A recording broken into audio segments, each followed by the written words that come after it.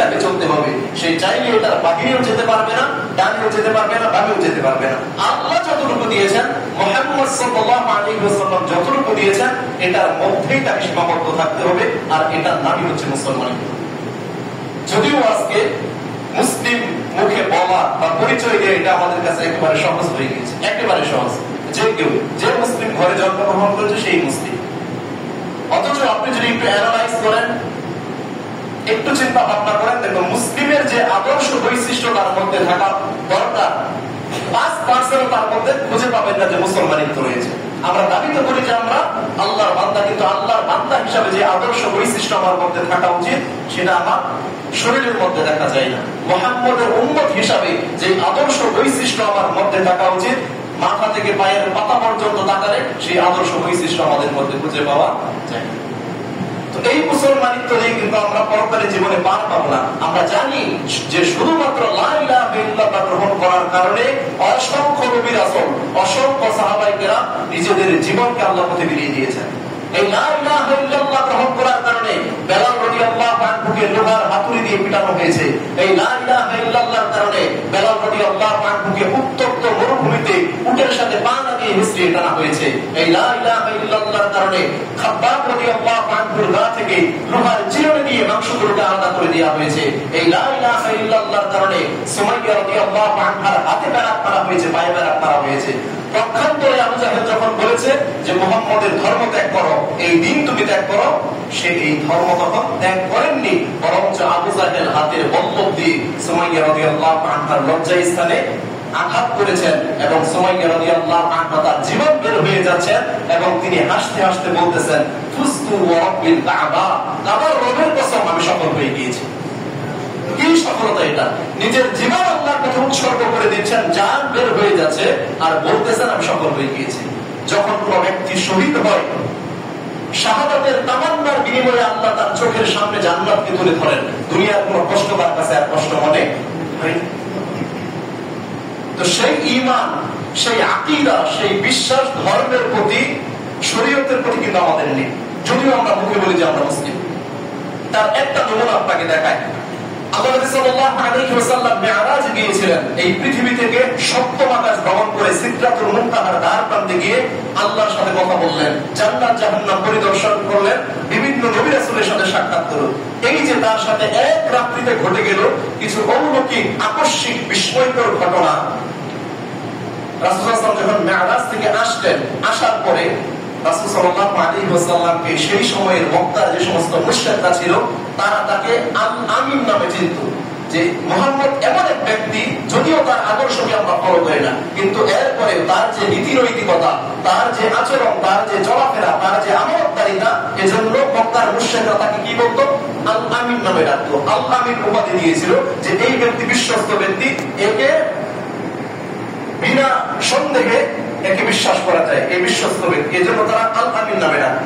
তো মক্কার যে সমস্ত মুশরিকরা রাসূলকে সত্যবাদী হিসাবে আল আমিন নামে জানতো, রাসূল সাল্লাল্লাহু আলাইহি ওয়াসাল্লাম যখন মেরাজ থেকে আসার পরে এই অলৌকিক বিস্ময়কর ঘটনাগুলি সেই সময়ের বিশ্বস্ত ব্যক্তিদের কাছে বললেন যে এই এই ঘটনা, আমি তো এক রাত্রিতে সপ্তম আকাশ ভ্রমণ করেছি। সেই সময়ে যারা সত্যবাদী ব্যক্তি ছিল, রাসূলকে আল আমিন নামে জানতো, তাদের বক্তব্য কি ছিল জানেন?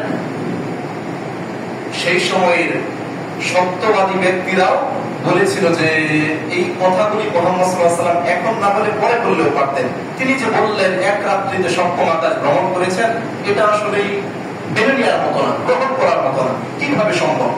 এই বক্তব্য ছিল মক্কার সেই সময়ে যারা রাসূলকে আল আমিন নামে জানতো তাদের বক্তব্য।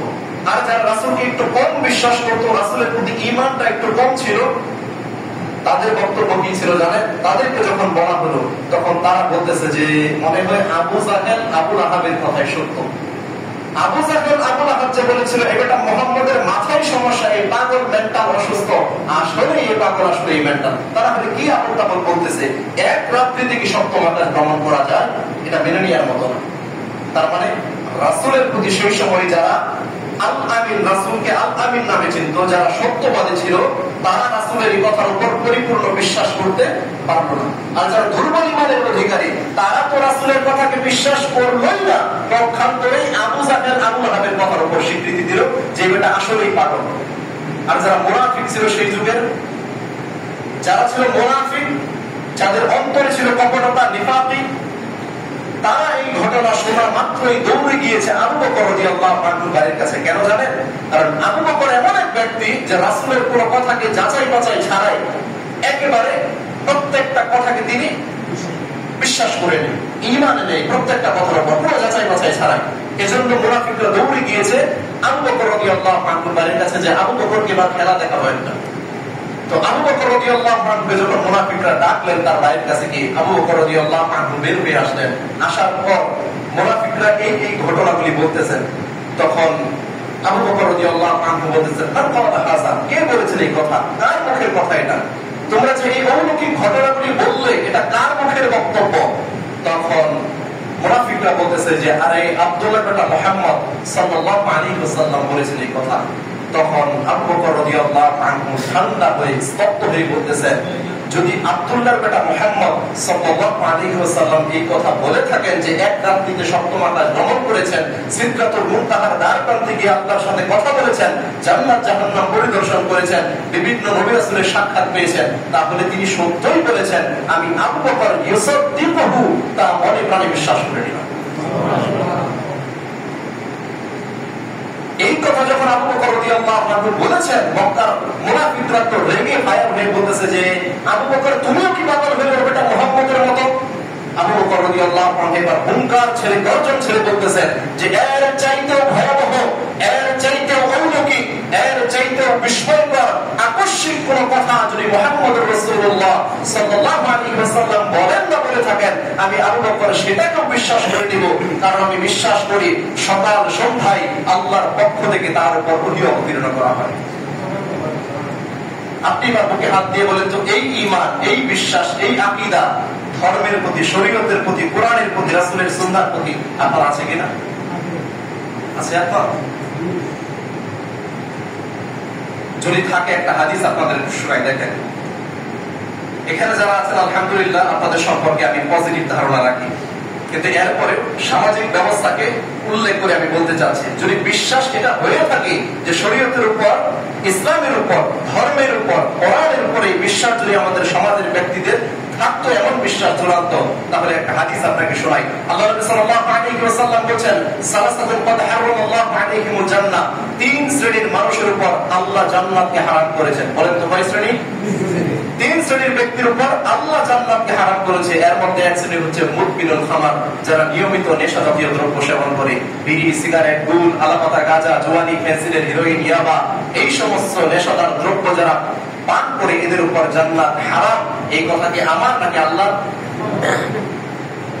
এই হাদিসগুলোর উপর যদি বিশ্বাস মানুষের থাকতো, পুরো মুসলিম ব্যক্তি তার পবিত্র জবানে এরকম হারাম বিষয়বস্তু স্পর্শ করতে পারত? বিশ্বাস নেই। আপনি যে বলতেছেন ধর্মের উপর বিশ্বাস আছে, বিশ্বাসটা কোথায়? যদি থাকতো, কোন মুসলমান জানে না যে একজন ব্যক্তি 5 ওয়াক্ত সালাত যদি সে বাদ দেয় সে ব্যক্তি আর মুসলিম থাকে না? এই হাদিস বা এই কথা কোনজন মুসলিম জানে না? প্রত্যেকেই জানে, প্রতিনিয়তই বলা হচ্ছে, কিন্তু এটা বাস্তবায়ন কোথায়? যদি বিশ্বাস এবং ঈমান থাকতো, এটা বাস্তবায়ন করে সে দেখাতে পারত। আরেকটা হাদিস আপনাকে শোনাই। আল্লাহ নবী সাল্লাল্লাহু আলাইহি ওয়াসাল্লাম মক্কায় বসে সাহাবীদেরকে নিয়ে বৈঠক করেছেন এই মর্মে যে এতদিনের মধ্যে তারা মদিনায় শিফট করবে।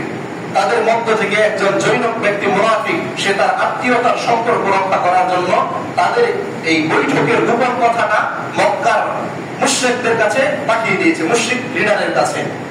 এই ঘটনা আল্লাহ আরশ আজিম থেকে দেখে মুহাম্মদ সাল্লাল্লাহু আলাইহি ওয়াসাল্লামের কাছে ওহী পাঠিয়েছেন যে মুহাম্মদ, তোমাদের মিটিং এর, তোমাদের বৈঠকের গোপন কথা মক্কার মুশরিকের কাছে পাঠিয়ে দিল। এই ওহী যখন মুহাম্মদ সাল্লাল্লাহু আলাইহি ওয়াসাল্লাম আল্লাহর পক্ষ থেকে পেয়েছেন, তখন আলী রাদিয়াল্লাহু আনহুকে বলতেছেন, আলী যাও মক্কার পথে গিয়ে দেখো একজন বৃদ্ধ মহিলা এবং তার কাছে একটা চিরকুট আছে, যেই চিরকুটের মধ্যে আমাদের গোপন বৈঠকের তথ্য দেয়া আছে, সেটা তুমি ওই মহিলার কাছ থেকে নিয়ে আসো। আল্লাহ রাসূল সাল্লাল্লাহু আলাইহি ওয়াসাল্লামের আদেশ পেয়ে আলী রাদিয়াল্লাহু আনহু এবার ঘোড়ার উপর উঠে রওনা করেছে মক্কার পথে। যাচ্ছেন, ইতিমধ্যেই দেখতেছেন একজন বৃদ্ধ মহিলা। বৃদ্ধ মহিলাকে আলী রাদিয়াল্লাহু আনহু বলতেছেন যে মা, আপনার কাছে একটা চিরকুট আছে, একটা চিঠি আছে, এই চিঠিটা আমাকে দিয়ে দিন। তখন বৃদ্ধ মহিলা বলতেছে, আল্লাহি বিল্লাহি তাল্লাহি, আল্লাহর কসম, মায়ের কসম, বংশের কসম, আমার কাছে কোনো চিঠি নেই। নেন, এবার আপনি কি করবেন?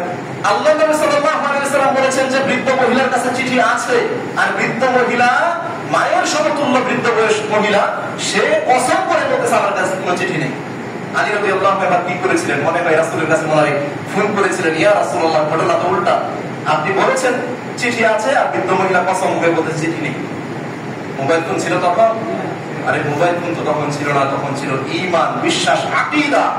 আকীদার যুগে, আকীদার বলে আলী রাদিয়াল্লাহু আনহু বলতেছেন, আরে মহিলা বলিস কি, আমার নবী বলেছে তোর কাছে চিঠি আছে, তার মানে চিঠি আছেই। তা না হলে লাউ কুনতিয়ান্না সিয়াবাহু, জলদি চিঠি বের কর, তা না হলে তোর কাপড় খুলে উলঙ্গ করে তারপর তোর কাছে চিঠি বের কর। এই কথা যখন আলী রাদিয়াল্লাহু আনহু বলে ফেলেছেন, বৃদ্ধ মহিলা এবার ভয়ে আকীদার জুড়ে বৃদ্ধ মহিলা তার চুলের খোপা থেকে চিঠি বের করে দিয়েছে। হ্যাঁ, এটা কিসের ভিত্তিতে হয়েছিল বলেন তো? ঈমানের ভিত্তিতে, বিশ্বাসের ভিত্তিতে। এই ঈমান, এই বিশ্বাস, এই আকীদাকে আমরা রাখি ধর্মের প্রতি। সুবহানাল্লাহ, লা হাওলা ওয়ালা কুওয়াতা ইল্লা বিল্লাহ, আস্তাগফিরুল্লাহ ওয়া আতুবু। মুসলিম সমাজ যদি তাদের ঈমান, আকীদা, আখলাককে চূড়ান্ত করে নিত, তাহলে মুসলিমদের জীবনে এত অধঃপতন আসতো না, এত অশান্তি আসতো না, এত অশান্তি আসতো না। ওই আমরা তো দেখি সমাজের মধ্যে যারা দিন ধর্ম বিমুখ হয়ে জীবন যাপন করে, যদিও এদের জীবনে পাঁচতলা বিল্ডিং বাড়ি রয়েছে, গাড়ি রয়েছে, সুন্দর বউ রয়েছে ঘরের মধ্যে, কিন্তু জীবনে শান্তি নেই। কারণ শান্তি কার পক্ষ থেকে আসে? আল্লাহ বলেছেন, আলা বিযিক্রিল্লাহি তাতমাইন্নুল কুলুব, জেনে রাখো একমাত্র মানুষের হৃদয়, মানুষের অন্তর রবের জিকিরের মাধ্যমেই প্রশান্ত হয়। আল্লাহর জিকিরের মাধ্যমে একজন ব্যক্তির অন্তর প্রশান্ত হয়। তাছাড়া আপনি ওই আলিশান বাড়ি বাড়িতে এই শান্তি খুঁজে পাবেন না, পাবেন না আপনি খুঁজে। রাসূলুল্লাহ সাল্লাল্লাহু আলাইহি ওয়াসাল্লাম কি বলেন? হুজিবাতিন নার বিশ-শাহাওয়াত, আল্লাহ সুবহানাহু ওয়া তাআলা দুনিয়ার এই শাহাওয়াত দিয়ে, দুনিয়ার মানুষের মনের যে চাওয়া রয়েছে, চাহিদা রয়েছে, দুনিয়ার চাকচিক্যময় জীবন, সুখময় জীবন, এইগুলো দিয়ে আল্লাহ জাহান্নামটাকে ঢেকে দিয়েছেন। তার মানে আপনি দুনিয়াতে যে সুখ শান্তির পিছনে ছুটতেছেন, যেই দুনিয়াতে বিশাল চাকচিক্যময় জীবনের পিছনে ছুটতেছেন, এটা নিচেই অবধারিত জাহান্নাম বলেছেন রাসূলুল্লাহ সাল্লাল্লাহু আলাইহি ওয়াসাল্লাম। ওয়াহজিবাতিল জান্নাতু বিল মাকারি, আর আল্লাহ জান্নাতকে ঢেকে দিয়েছেন দুনিয়ার কষ্ট, জুলুম, অত্যাচার, নির্যাতন, নিপীড়ন দিয়ে। আপনি জান্নাত পেতে চান, আপনাকে এই কষ্ট, এই ত্যাগ, এই তিতিক্ষা দুনিয়াতে ত্যাগ করে তারপর আপনাকে জান্নাত পেতে হবে। তাহলে এই কষ্ট কবে শেষ হবে সেটাও আল্লাহ বলেন। আল্লাহ বলেন, ইয়া আইয়ুহাল ইনসান, হে মানুষ, ইন্নাকা কাদিহুন ইলা রাব্বিকা কাদহান ফামুলাকি, তোমাকে তোমার রবের নিকট পৌঁছানো পর্যন্ত অনেক কষ্ট সাধন করতে হবে। তোমার রবের নিকট পৌঁছানো অবধি তোমাকে অনেক জুলুম, অত্যাচার, নিপীড়ন, নির্যাতন সহ্য করে তারপর তোমার রবের কাছে তোমাকে পৌঁছাতে হবে। তাহলে এই কষ্ট কবে শেষ হবে? ইলা রাব্বিকা কাদহান ফামুলাকি, যখন তোমার রবের সাথে তোমার মুলাকাত হবে, যখন তোমার রবের সাথে তোমার সাক্ষাৎ হবে, তখন এই কষ্ট আল্লাহ একেবারে মিটিয়ে দিবেন, একেবারে মিটিয়ে দিবেন। তখন আর কোনো কষ্ট হবে না। আল্লাহ সুবহানাহু ওয়া তাআলা জান্নাতীদেরকে যখন দেখবেন, তখন তাদেরকে উল্লেখ করে বলবেন সালামুন, আল্লাহর পক্ষ থেকে বলা হবে সালামুন আলাইকুম তিবতুম ফাদখুলুহা খালিদুন। আল্লাহ বলবেন তোমাদের উপরে শান্তি বর্ষিত হোক। তার মানে সেই দিনে আমাদের জীবনে শান্তি আসবে। দুনিয়াতে শান্তি পেলাম কি না পেলাম সেটা দেখার বিষয় নয়, শান্তির জায়গা আল্লাহ সুবহানাহু ওয়া তাআলা লিপিবদ্ধ করেছেন শুধুমাত্র পরকালীন জীবন জান্নাতের মধ্যে। এজন্য দুনিয়ার এই সুখ শান্তির পিছনে এত ছোটা যাবে না। আপনারা রাসূলুল্লাহ সাল্লাল্লাহু আলাইহি ওয়াসাল্লামের জীবন আদর্শ জানেন না? রাসূল সাল্লাল্লাহু আলাইহি ওয়াসাল্লাম দুনিয়াটাকে কতটা প্রাধান্য দিয়েছেন আর আখিরাতকে কতটা প্রেফার করেছেন আমরা জানি না। রাসূল সাল্লাল্লাহু আলাইহি ওয়াসাল্লামের 11 জন স্ত্রী থাকা সত্ত্বেও সে শুধুমাত্র তার পরকালকে ঠিক রাখার জন্য, আখিরাতের ভয়ে, আখিরাতের চিন্তায় এই 11 জন স্ত্রী থেকে 1 মাসের জন্য বিচ্ছেদ ঘোষণা করেছিলেন। 1 মাসের জন্য, যে 11 জন স্ত্রী থাকা সত্ত্বেও সবকিছু থেকে তিনি বিচ্ছেদ ঘোষণা করে 1 মাস শুধুমাত্র আল্লাহর বন্দেগী করার জন্য নিরালায় নির্জনে চলে গিয়েছিলেন।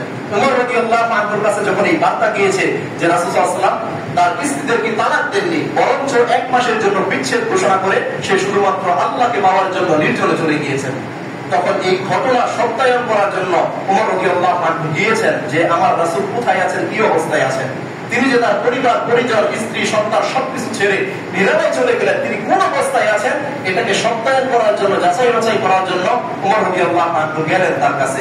যাওয়ার পর দেখতেছেন আল্লাহ নবী সাল্লাল্লাহু আলাইহি ওয়াসাল্লাম খালি গায়ে, তার গায়ে কোনো চাদর নেই, গায়ে কোনো পোশাক নেই, খালি গায়ে একটা খেজুর পাতার ছাউনি দেওয়া ঘরের মধ্যে একটা চাটাইয়ের উপর শুয়ে আছেন। একটা চাটাইয়ের উপর শুয়ে থাকার কারণে রাসূলুল্লাহ সাল্লাল্লাহু আলাইহি ওয়াসাল্লাম যেহেতু সবচেয়ে সুন্দর ব্যক্তি ছিলেন পৃথিবীতে, তিনি চাটাইয়ের উপর শোয়ার কারণে তার গায়ে বিভিন্ন জায়গায় রক্ত জমাট বাঁধা হয়েছিল। এই দৃশ্য শুধুমাত্র পিছন দিক দিয়ে উমর রাদিয়াল্লাহু আনহু দেখেছেন। দেখা মাত্রই উমর রাদিয়াল্লাহু আনহু হাউমাউ করে কান্না করে ফেলেছেন। তিনি যখন কান্না করতেছেন, রাসূলুল্লাহ সাল্লাল্লাহু আলাইহি ওয়াসাল্লাম তার কান্নার আওয়াজ শুনে তিনি তার পিঠ ঘোরালেন, তার মাথা ঘুরিয়ে রাসূলুল্লাহ সাল্লাল্লাহু আলাইহি ওয়াসাল্লাম বলেন যে, ইয়া উমর, কিসে তোমাকে কান্না করালো? কেন তুমি কান্না করতেছো? তোমার কান্নার রহস্যটা কি? তখন উমর রাদিয়াল্লাহু আনহু বলতেছেন, ইয়া রাসূলুল্লাহ, ইন্নাল কিসরা ওয়াল কাইসার, আপনি রোম এবং পারস্য সাম্রাজ্যের রাজা বাদশা যারা রয়েছে তাদের জীবনযাত্রা দিকে একটু লক্ষ্য করে দেখুন। তারা তাদের জীবনযাত্রার মানকে কত উঁচু স্থানে নিয়ে গিয়েছে। তাদের লাইফ লিড, তাদের চলাফেরা, তাদের জীবনযাত্রা দেখেন কত উন্নত হয়ে গিয়েছে। ওয়া আনতা রাসূলুল্লাহ, আর আপনি তো হচ্ছেন আল্লাহর রাসূল। আপনার এই সাদামাটা জীবনযাপন দেখে আপনি শুয়ে আছেন একটা চাটাইয়ের উপরে, গায়ে কোনো পোশাক নেই, এরকম একেবারে সাদামাটা হয়ে জীবনযাপন করতেছেন। ইয়া রাসূলুল্লাহ, এটা দেখে আমি আমার চোখের পানি ধরে রাখতে পারি। আল্লাহ নবী সাল্লাল্লাহু আলাইহি ওয়াসাল্লাম তখন বলতেছেন, ওমর, তুমি কি এতে আশ্বস্ত নও? তুমি কি এতে সন্তুষ্ট নও যে রোম এবং পারস্য সাম্রাজ্যের রাজা বাদশা যারা রয়েছে তারা দুনিয়া বেছে নিয়েছে, দুনিয়াকে প্রেফার করেছে, প্রাধান্য দিয়েছে, আল্লাহ তাদেরকে দুনিয়া দিয়েছেন, এবং আমরা আল্লাহর কাছে আখিরাত বেছে নিয়েছি এবং আখিরাতে আল্লাহ সুবহানাহু ওয়া তাআলা আমাদেরকে জান্নাত দান করবেন। ওমর, তুমি কি এতে সন্তুষ্ট নও? তুমি কি এতে আশ্বস্ত নও? এই কথা বললেন আল্লাহর নবী মুহাম্মদ রাসূলুল্লাহ সাল্লাল্লাহু আলাইহি ওয়াসাল্লাম, যার জীবনের আগে পিছনের সমস্ত ভুল ত্রুটি আল্লাহ ক্ষমা করে দিয়েছে। আর আপনার আমার জীবনযাত্রার দিকে একটু লক্ষ্য করে দেখুন তো, আপনার আমার চলাফেরা, জীবনযাত্রা, লাইফস্টাইল দেখেন তো একটু। আজ থেকে হাজার হাজার বছর আগে একজন নবী তার জাতিকে লক্ষ্য করে বলেছিল যে, ওয়াতাত্তাখিযুনা মাসানি'a লা'আল্লাকুম তাখলুদুন।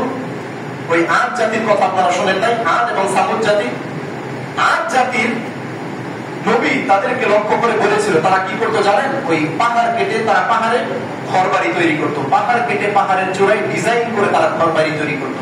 এই পাহাড়ে ডিজাইন করা ঘর বাড়ি দেখেই তাদের নবী তাদেরকে বলেছিল, ওয়াতাত্তাখিযুনা মাসানি'a লা'আল্লাকুম তাখলুদুন। তোমাদের এই ঘর বাড়িগুলো দেখে, তোমাদের চলাফেরা, লাইফস্টাইল দেখে মনে হচ্ছে তোমরা মনে হয় দুনিয়াতেই আজীবন থেকে যাবে, তোমাদেরকে মরতে হবে না, এখানেই চিরস্থায়ী থেকে যাবে।